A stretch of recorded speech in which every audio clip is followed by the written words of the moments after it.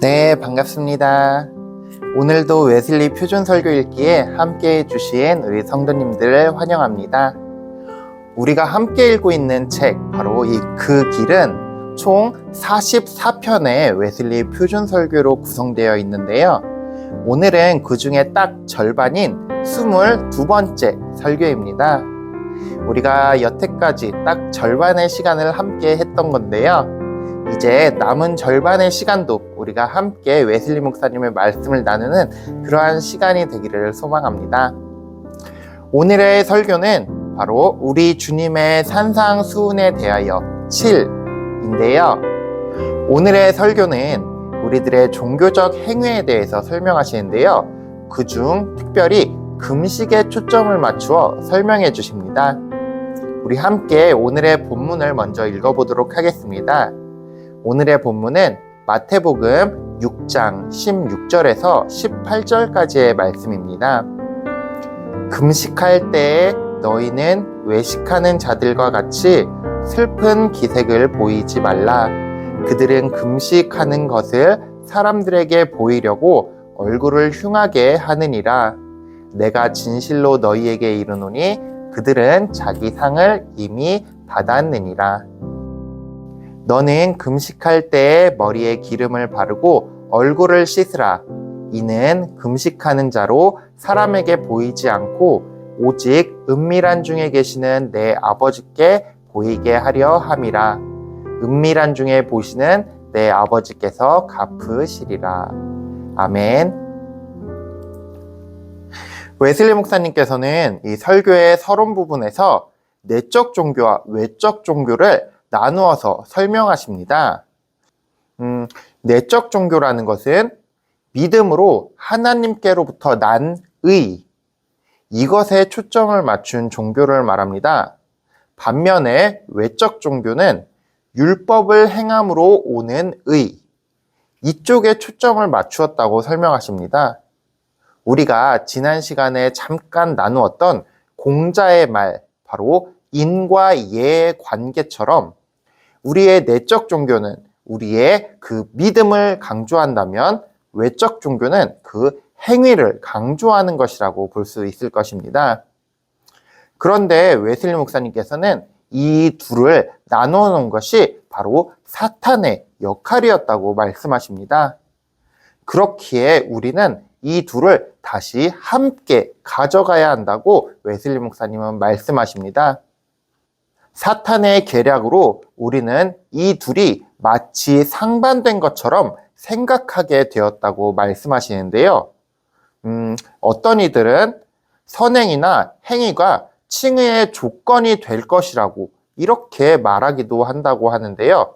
예를 들면 금식기도, 성경 통독, 주일 성수, 헌금 등 이렇게 보여지는 행위를 해야만 하나님께로부터 의롭다 칭함받을 수 있다고 말한다고 합니다. 또 이런 경우도 있겠죠. 교회를 빠졌더니 벌을 받았어. 헌금을 안 냈더니 내가 축복을 받지 못했어. 이러한 것도 모두 다 사실 외적 종교에 속한다고 볼 수 있겠죠.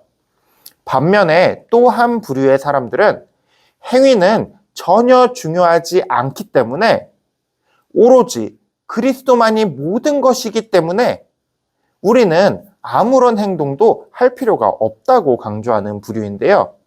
이들은 그저 자신의 내면에서만, 자신을 위해서만 신앙생활을 하는 그러한 사람들이 되고 말겠죠. 바로 이러한 두 양극단이 사탄이 만들어낸 계략이라고 웨슬리 목사님은 설명하십니다.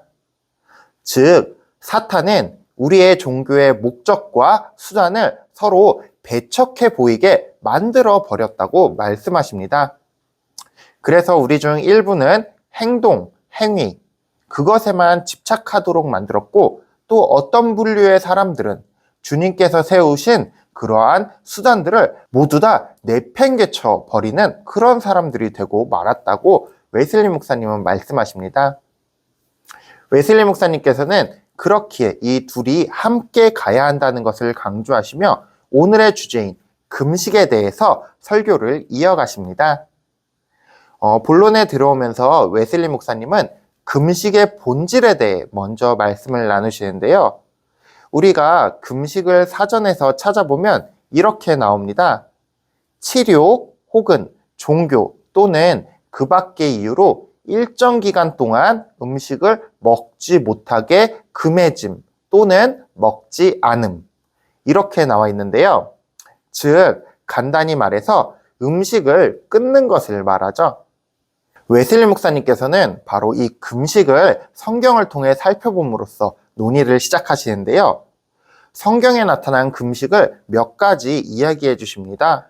우리가 잘 알고 있듯이 예수님, 또 모세, 엘리야는 40일이나 금식을 했던 것이 성경에 나타나 있습니다.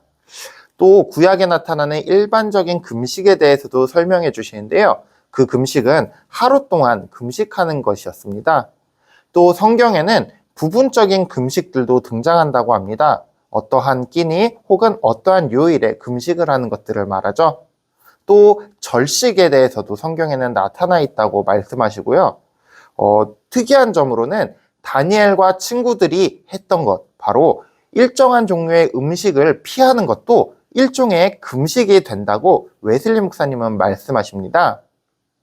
웨슬리 목사님은 이렇게 몇 가지 금식에 대해서 성경을 통해 우리에게 소개해 주시고 이 금식의 목적들을 설명해 주시는데요.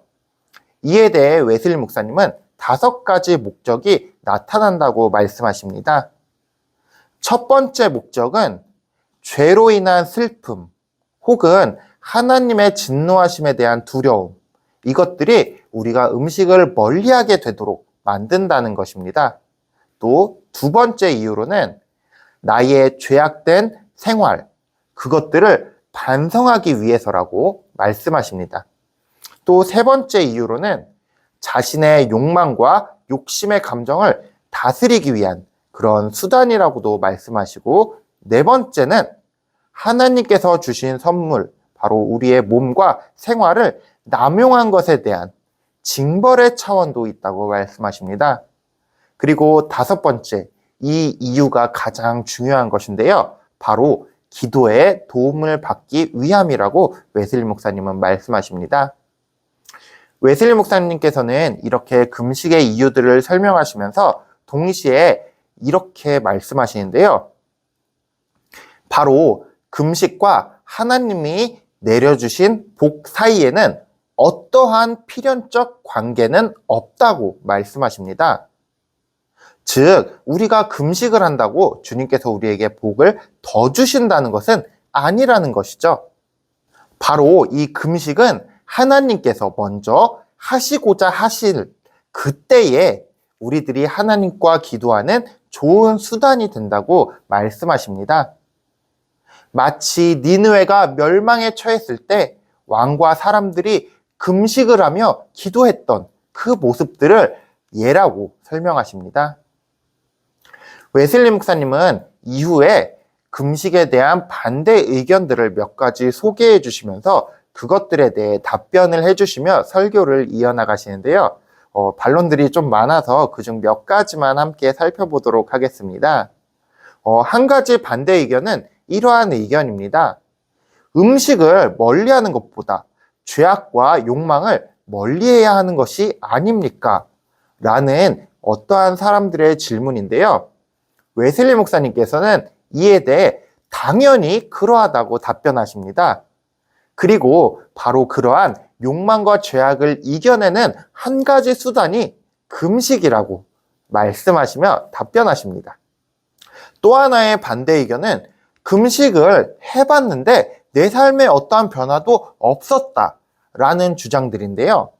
웨슬리 목사님께서는 금식은 목적이 아니라 수단이라고 강조하시며 답변하십니다.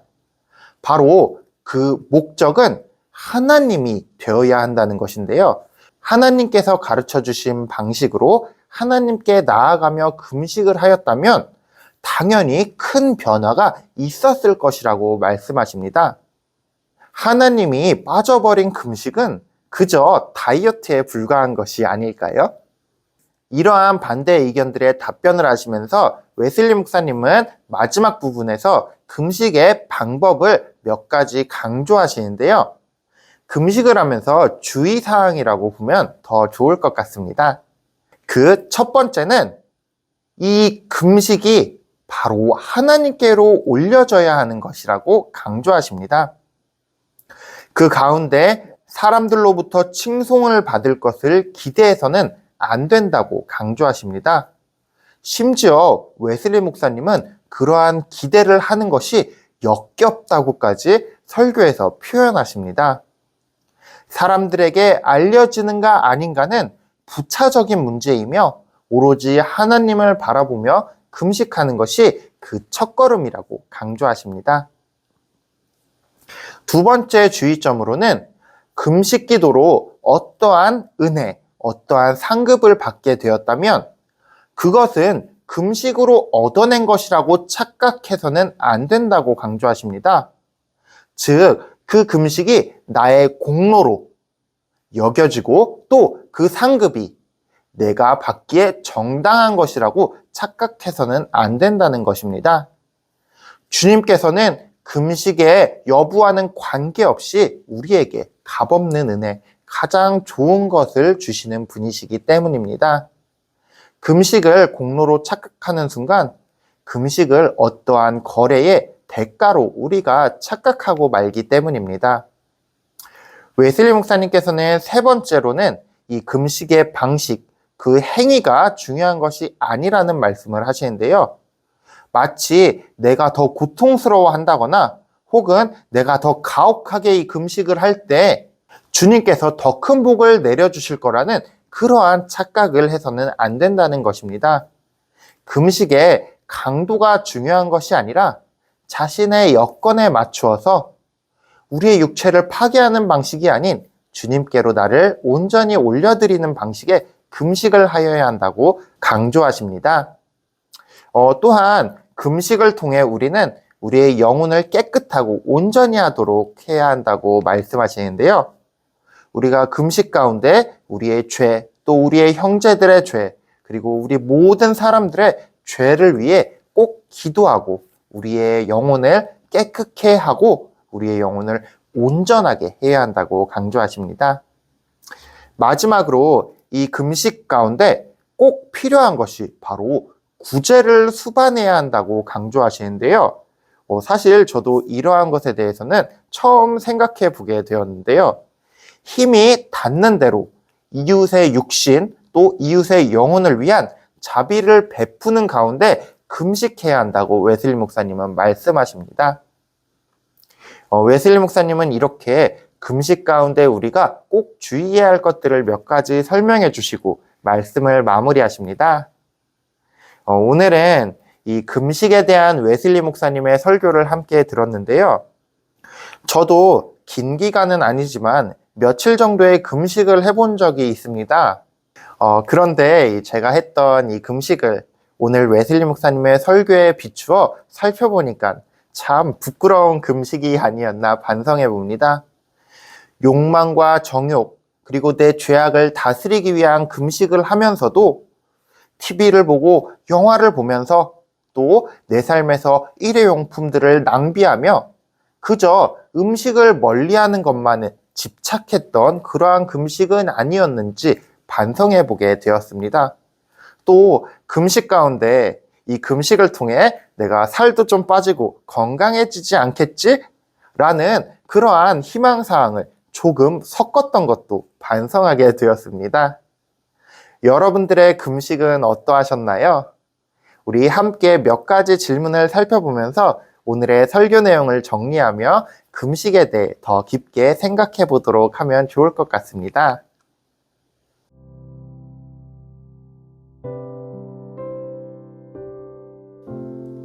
먼저 첫 번째 질문은 나의 과거의 금식은 주님 앞에 올려진 진정한 금식이었는가 생각해 보는 것입니다.